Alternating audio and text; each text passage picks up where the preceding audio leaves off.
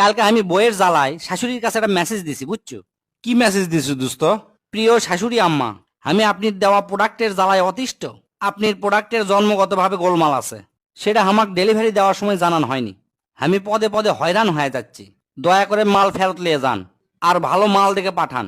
তারপর শাশুড়ি আমার মেসেজে রিপ্লাই দিছে। কি রিপ্লাই দিছে দোস্ত, কত না? প্রিয় জামাই বাবা বদনা, মালের ওয়ারেন্টি পার হয়ে গেছে। এই মালের এক্সচেঞ্জ বা রিফান্ড অফার নাই। মাল ঘরত নেওয়ার সময় ঠিকঠাক ব্যবহার করার দায়িত্ব গ্রাহকের। মাল ডেলিভারি দেওয়ার সময় তার ব্যবহার বিধি ভালো করে কয়ে দিছি তোমাক।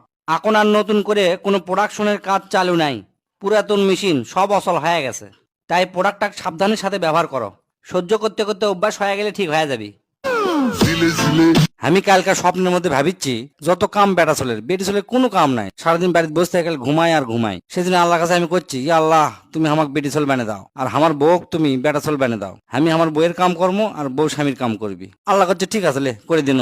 তারপর পরের দিন সকালে আমি শুরু করে দিন থালা বাসন মাজা, কাপড় ধোয়া, ঘর মোছা, ষোলোকে স্কুলে নিয়ে যাওয়া। পরের দিকে মেলা কাম। আমি হাফসে কেন? কয়েকদিন পর আল্লাহ কোন আল্লাহ আমি আগেই ভালো আসনো, আমাকে তুমি বেটা ছেলে বানাও। আল্লাহ করছে তার হবি না, তার কারণ তুই গত রাতে প্রেগনেন্ট হয়ে গেছো, 9 মাস পর তোর সাথে দেখা হবি।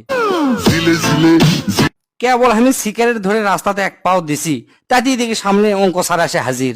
কি আর কর্ম, বেনসন সিগারেট ফেলে দিবারও পারিচ্ছি না। পিছনে লুকে নিয়ে মিচ্ছানা মাথা হালে প্রণামও করছি।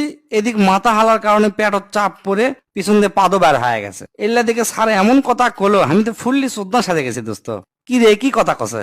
স্যার করছে বেঁচে থাক বাবা, আজকাল তো ইনকা প্রণাম উঠেই গেছে। তুই কি একমাত্র দেখনো যে ধূপকাঠি জ্বলে শঙ্খ বাজে আমাক ভক্তি করে প্রণাম করলু। আপনার দোকানত কি ফ্রিজ আছে? আছে মানে সেই রকম ফ্রিজ আছে। কয় বছরের গ্যারান্টি? গ্যারান্টি লয়, 10 বছরের ওয়ারেন্টি আছে। আচ্ছা, এই গ্যারান্টি আর ওয়ারেন্টি মানে আমাকে না বুঝে জান তো ভালো করে। বুঝে নেবেন তে শোনেন।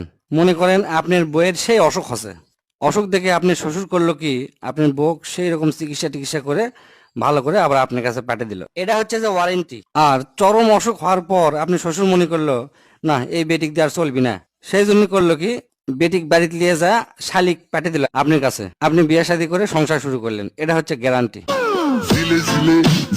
দোস্ত কালকে রাত্রে স্বপ্নে দেখি আজরাইল আমার জান কবজ করবে যাচ্ছে।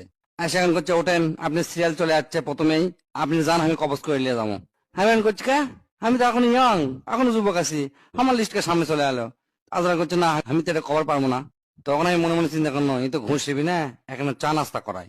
চা নাস্তা করার সময় চার মধ্যে ঘুমের ওষুধ দিছি। আজরাইল ঘুমে গেছে। আমার লিস্ট যেটা প্রথমে আসলো সেটা লাস্টে লিখে দিছি। আজরাইল এখন ঘুমোর থেকে উঠে আমার উপর সেই খুশি করছে, আমাকে যখন